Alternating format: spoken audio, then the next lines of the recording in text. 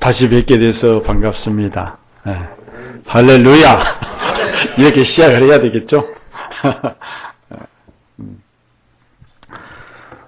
겨울이 되고 해가 짧아지면 여러 가지 병이 많이 생깁니다. 일조량이 적은 캐나다 같은 나라에 겨울이 길기 때문에 특히 겨울철에 우울증 환자가 많이 생긴다고 그래요. 우리나라도 거의 마찬가지일 겁니다. 또 경제까지 어려워지다 보니까 실직도 겹치고 하다 보니까 우울증 환자가 급증하고 있다고 합니다. 연세의대 영동 세브란스 병원 정신과에 보면요. 전체 내원 환자의 4 내지 50%가 우울증이랍니다. 그리고 거기에 70, 80%가 경제 관련 환자라고 합니다. 이 태양이라는 것, 우리 지구촌 생물들의 그 에너지의 근원이 되고 있습니다. 햇빛이 내려 쪼이는 양이 줄면 모든 동식물들의 활동량이 줄게 되죠. 사람도 햇빛을 2주 이상 보지 못하면 활동 에너지가 아주 급격히 감소된다고 그래요. 그래서 몸이 무거워져서 별일이 아닌 것에도 굉장히 힘들게 느껴진다고 합니다. 심한 경우에 이 일을 하려고 해도 어떤 주어진 정보 처리 능력이 굉장히 떨어진다고 그래요. 일을 제대로 할 수 없게 되는 거죠. 햇빛을 많이 못 보면. 그리고 이 햇빛을 보지 못해 생기는 이 계절성 우울증 치료에 광선을 비치는 그런 광선 치료가 굉장히 효과적이랍니다. 우리가 우울증까지는 진행하지 않더라도 겨울철은 누구나 감정과 활동이 위축되기 때문에 틈나는 대로 햇볕을 쪼여주는 것이 아주 좋다고 그래요. 근데 이 도시인들은 겨울철에 햇빛을 쪼일 시간이 많지 않습니다. 직장인들은 이른 새벽에 출근해가지고 종일 건물 안에서 근무하다가 스트레스 아주 많이 받고 퇴근하면서 또 술 한잔 마시고 밤중에 들어가서 그냥 쓰러져 자는 거죠. 주부들도 마찬가지예요. 하루 종일 거의 집안에서 활동을 하다 보니까 별로 햇볕을 가까이 할 시간이 없는 거죠. 또 집이 다행히 남향일 경우에는 집에 햇빛이 들어와서 볼 수 있지만은 그렇지 못한 경우에 햇빛이 들지 않으면은 거의 하루 종일 불을 켜고 지낼 수밖에 없기 때문에 우울 증세를 보이기가 쉽다는 거죠. 우리가 겨울철 햇볕을 가까이에서 건강과 그리고 삶의 활기를 잃지 않기를 바랍니다. 우리 선조들이 이런 햇빛의 그 중요성을 알고 양지 바른 곳에 집을 지었죠.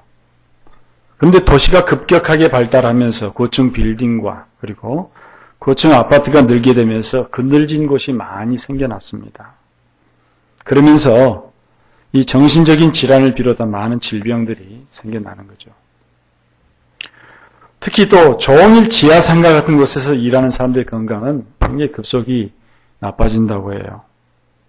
과거 우리의 생활은 자연 친화적이었는데 도시 생활은 점점 그 자연에서 멀어지면서 사람들에게 병을 만들어내고 있습니다. 저도 그 햇볕의 중요성을 알면서 가급적이면 운전할 때도 선글라스를 안 끼려고 생각하고 있어요.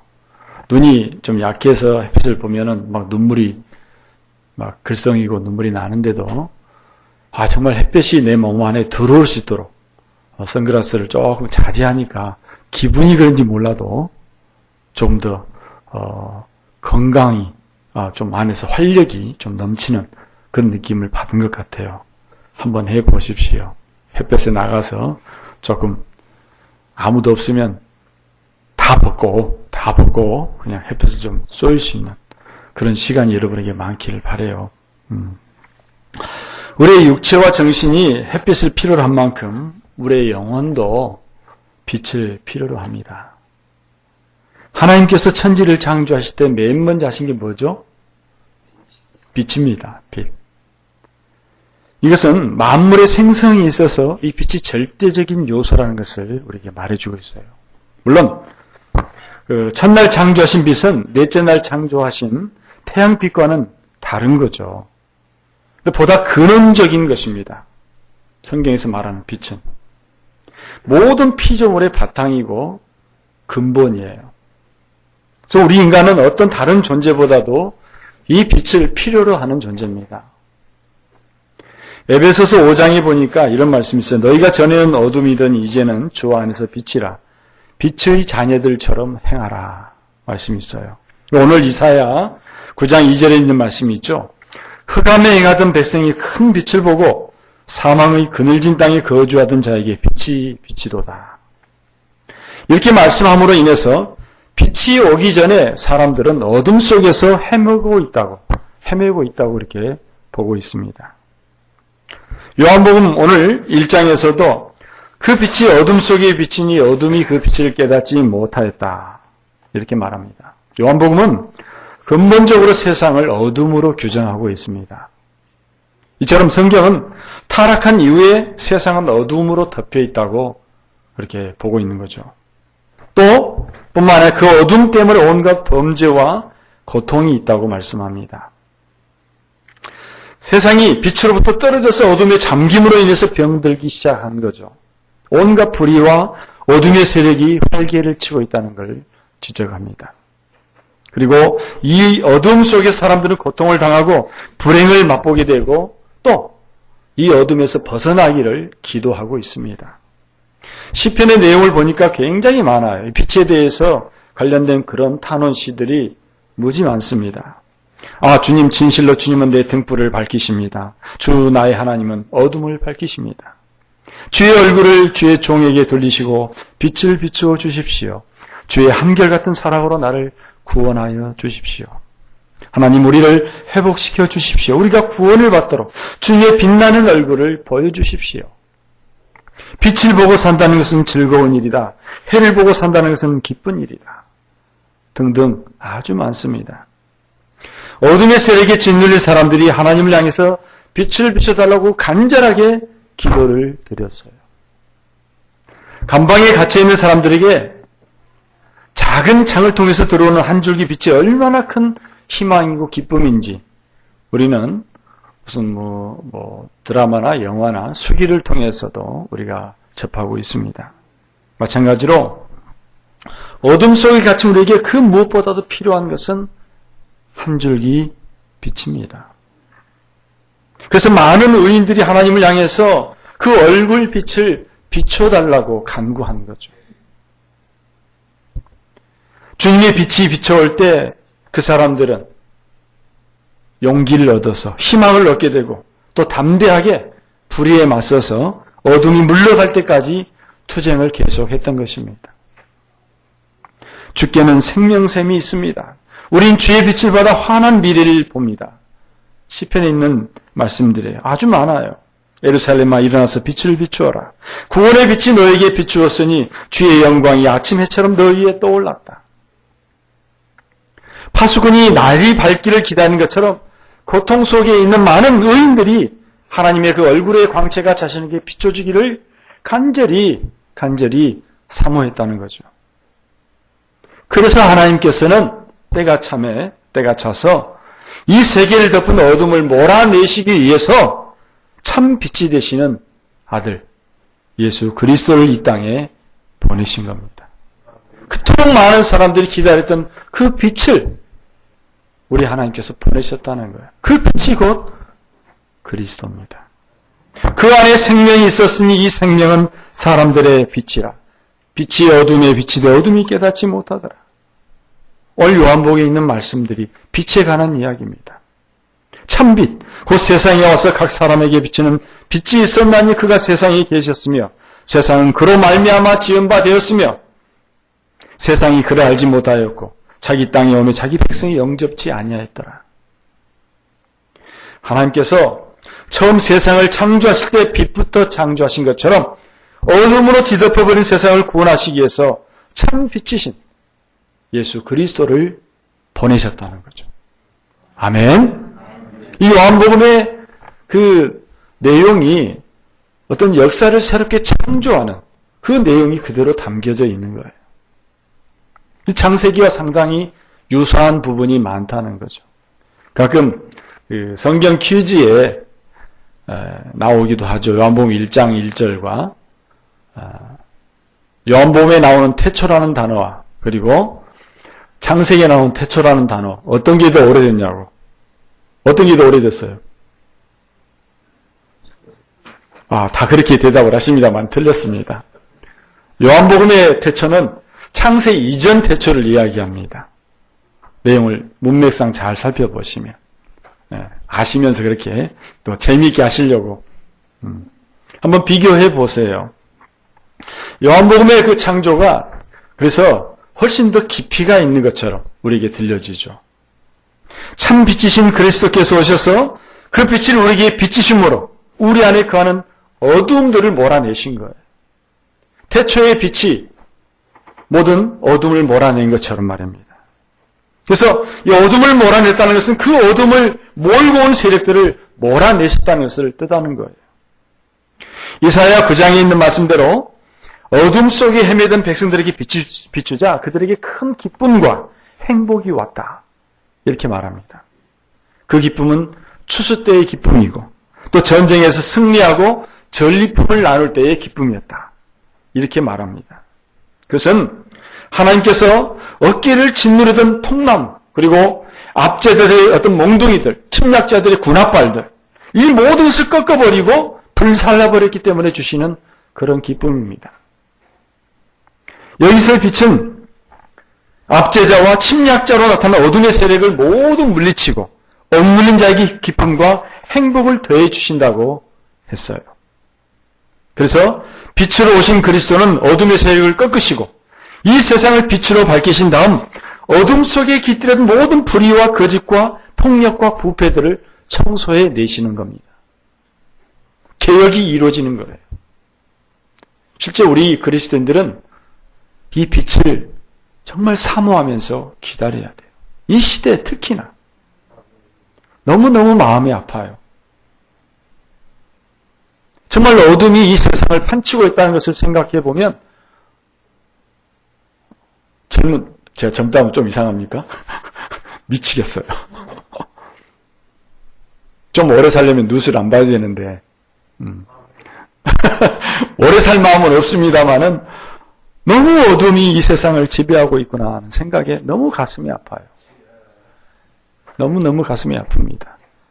우리 그리스도인들은 정말 참 빛을 우리는 구해야 됩니다. 이 세상을 구원할 빛을 우리는 구해야 됩니다. 구하는 자에게 주시는 하나님을 의지하면서 더 간절히 구해서 이 세상의 모든 어둠을 물리칠 수 있는 우리 믿음의 사람들 되기를 간절히 바랍니다. 그런데 이 개혁의 과정에서 어둠에 길들인 사람들이 저항을 많이 하죠. 저들은 악을 더 사랑하기 때문이에요. 빛이 왔지만 빛으로 나가지 않습니다. 왜? 빛보다 어둠을 더 사랑하니까.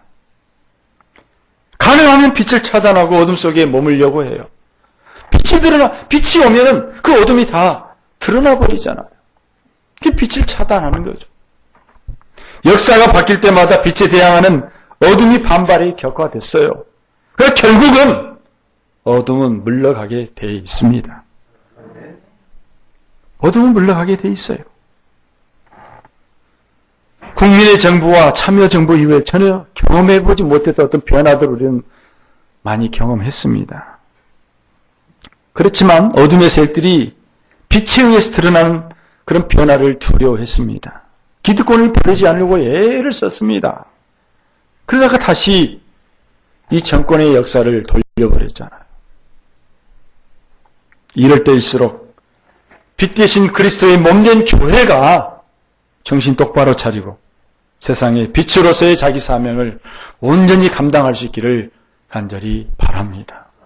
교회가 해야 할 일들입니다. 참 빛 대신 그리스도의 오심은 어둠을 몰아낼 뿐만 아니라 어둠이 물러간 곳에 새로운 생명의 역사를 일구어가는 그런 은혜의 자리가 될 거예요.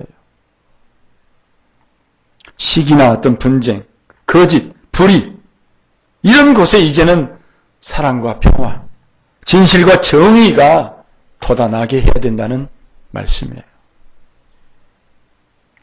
햇빛을 받으면 모든 나무가 건강하게 자라고 맛있는 열매를 맺는 것처럼 그리스도의 빛은 우리의 영적인 생명을 건강하게 하고 또 빛의 열매를 맺게 할 것입니다.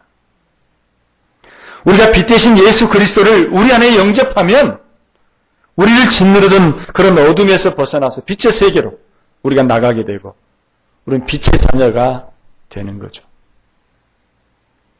따라서 그 빛으로 인해서 우리는 어떤 생명의 기쁨과 행복을 맛볼 수 있는 거예요. 희망을 가질 수 있는 겁니다. 또 뿐만 아니라 빛의 열매로 하나님께 영광을 돌릴 수 있을 겁니다.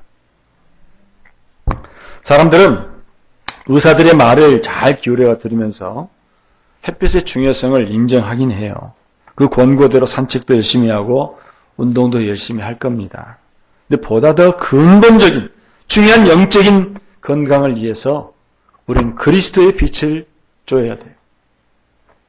그 빛을 통해서 비로소 구원을 받을 수 있다는 이 말씀에 여러분 귀를 기울이시기를 바랍니다. 그리스도의 빛이 우리 안에 있는 모든 어둠을 몰아낼 것이고 또 건강과 생명을 더 활기차게 만들어 주신다는 거예요. 우리는 그리스도의 빛이 필요한 사람들이에요. 요즘 어려운 경제 사정으로 인해서 우울증도 증가되고 그리고 그 환자들에게 아무리 강한 광선을 쬐인다 할지라도 그 우울증이 완벽하게 치료는 안 됩니다. 결국 보다 더 강력한 치료의 강선. 이게 바로 그리스도의 빛인데 이 빛이 비춰질 때 비로소 우리를 누르고 있는 근심과 걱정들, 염려들, 그런 우울증들 다 벗어나게 될 줄로 저는 믿습니다. 그리스도의 빛을 사모하시고 구하시기를 바랍니다. 알다시피 서구 사람들은 햇빛이 강력하게 내리쬐는 날 옷을 다 벗고 일광욕하는 모습을 우리가 자주 보죠. 그들의 피부가 햇빛을 보지 못하면 각종 피부 질환이나 각종 병에 의해서 면역력이 떨어진다고 그래요. 그래서 일광욕을 즐기는데 건강과 치료를 위해서죠.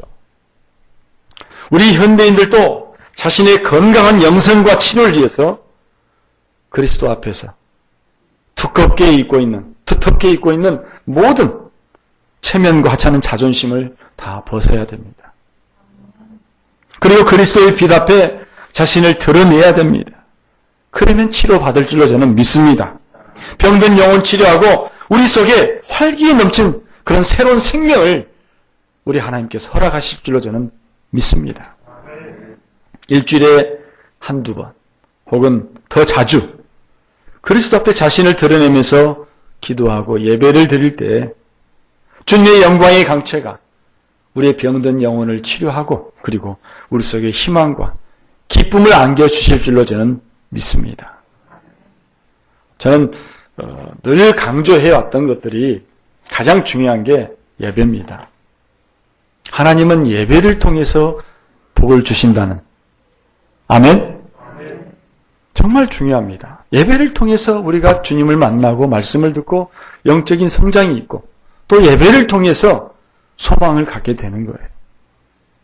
잊지 마십시오. 예배를 통해서 여러분의 가정과 사업을 하나님은 다시 세우실 줄로 믿습니다. 시편 34편 5절의 말씀에 보면 주님을 우러러보고 기도하고 찬송하며 예배하면 그 얼굴의 광채가 내게 비쳐 내 얼굴에 빛이 나고 나의 모든 수치가 물러갈 줄로 믿습니다. 마지막으로 구체적으로 그리스도의 빛이 무엇일까? 요한복음과 요한서신은 그 빛을 한마디로 요약합니다. 사랑이라고 말합니다. 사랑. 어둠이 미움이라면 빛은 곧 사랑입니다. 그리스도의 빛은 그의 사랑으로 우리에게 다가오는 거예요. 그래서 요한복음이나 서신들은 빛, 생명, 사랑 이런 말을 함께 사용하고 있죠.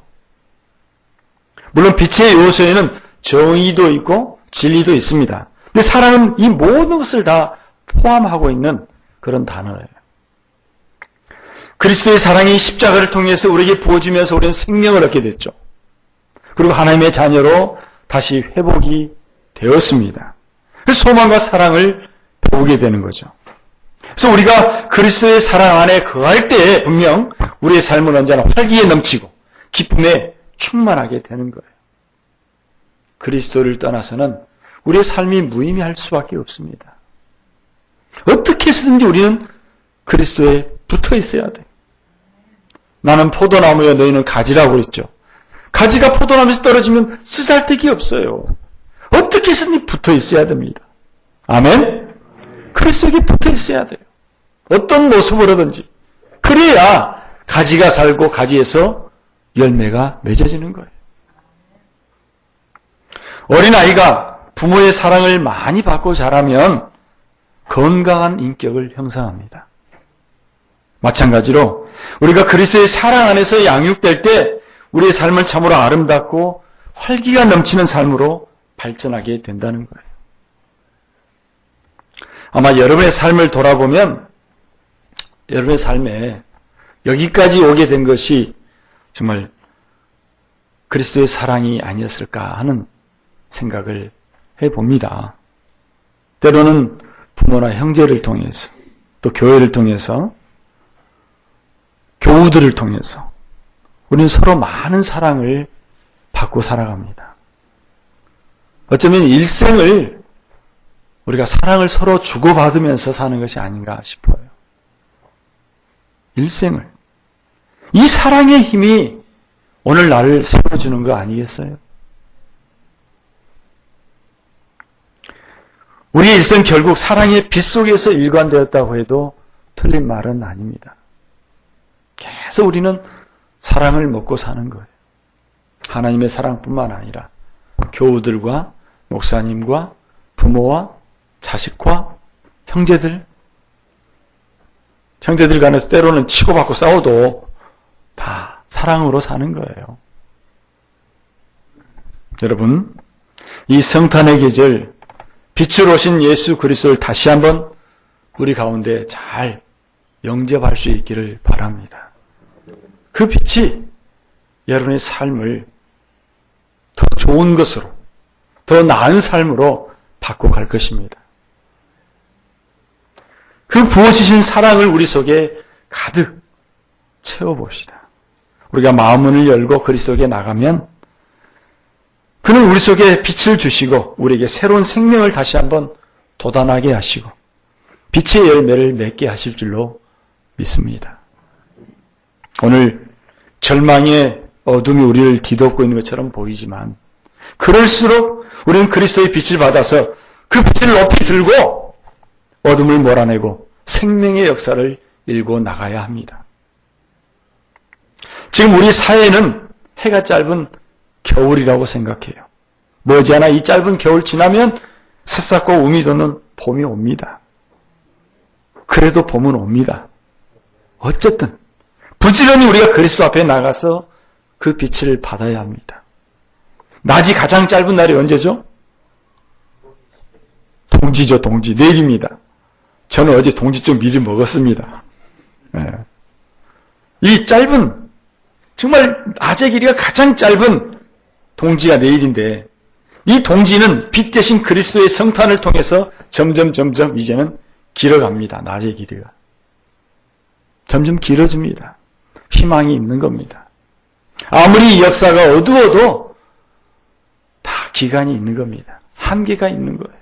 천년만년할 것 같지만 아니잖아요. 하나님의 나라가 온전히 우리 가운데 실현될 미래를 바라보면서 오늘 이 역사 속에 깃들인 어둠과 불의를 그리고 거짓과 분쟁과 억압을 몰아내고 이 땅에 빛의 역사를 이루어가는 저와 여러분의 삶이 되기를 간절히 바랍니다. 우리는 빛의 자녀입니다.